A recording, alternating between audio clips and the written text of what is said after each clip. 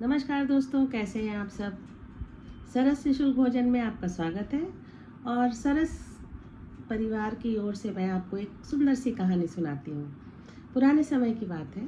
कहानी का शीर्षक है शब्दों का महत्व। हम जो बोलते हैं उसका क्या महत्व होता है, सामने वाले के ऊपर क्या प्रभाव पड़ता है, इसी को दर्शाती एक छोटी सी कहानी है।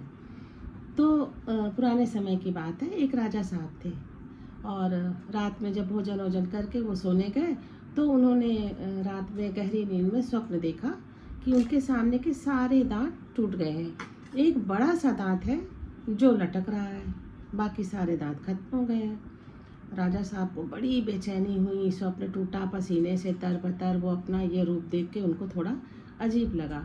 किसी तरह बेचैनी में रात कटी।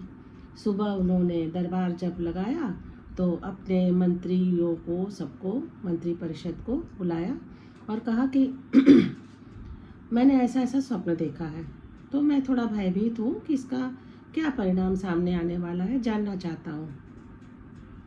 पूरे राज्य में मुनादी करा दी गई कि राजा साहब ने स्वप्न देखा है, जो स्वप्न का सही उत्तर देगा, सही तरह से बताएगा तो उसको उचित इनाम दिया जाएगा। बहुत सारे लोग आते रहे।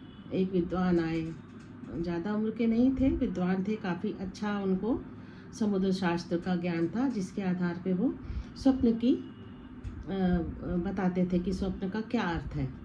तो उन्होंने बड़े साफ सुथरे शब्दों में, जब राजा ने बताया कि मैंने स्वप्न देखा है कि मेरे सारे दांत टूट गए, एक बचा है, तो उन्होंने तुरंत अपना ध्यान लगाया और कहा कि राजन, इसका सीधा सा अर्थ है कि आपके परिवार के सारे लोग मर जाएंगे, आप ही जीवित रहेंगे बहुत लंबे समय तक। सुनकर राजा को बड़ा क्रोध आया और उन्होंने उनको तुरंत, स्वप्न शास्त्री जो थे, उन्हें कैद में डलवा दिया। ये क्या बात हुई, मेरे सारे परिवार को मारने का बता रहे हैं। खैर, आगे चली बात धीरे धीरे। और लोग आए।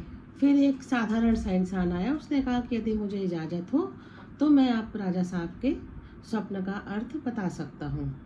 तो उनको भी वहाँ राजा के दरबार में पेश किया गया। अब राजा साहब ने पूछा, बताइए। तो उन्होंने कहा कि राजा साहब, आपका स्वप्न तो बहुत अच्छा है, इसके बड़े अच्छे और गूढ़ अर्थ हैं। तो राजा भी उत्सुक हो गए, क्या है, बताइए बताइए। तो उन्होंने कहा कि आप बड़ी दीर्घायु लेकर आए हैं। इस स्वप्न का अर्थ ये निकलता है कि हम सब प्रजाजनों के ऊपर आपकी छत्र छाया बनी रहेगी, आप खूब समय तक, लंबे समय तक राज करेंगे और आपके नाती पोते सब आपके छत्र छाया में रहेंगे, आप खूब लंबा जीवन जिएंगे, हम सब आपके राज्य में सुखी रहेंगे, स्वर्ग जाएंगे। राजा बड़े खुश हो गए कि अरे, मैं इतना लंबा जीवन लेके आया हूँ, सबको सुखी रखूँगा, मेरी प्रजा सुखी रहेगी। ऐसा सोचकर वो बहुत प्रसन्न हुआ राजा, और उसने ढेर सारा इनाम देकर उस स्वप्न शास्त्री को विदा किया।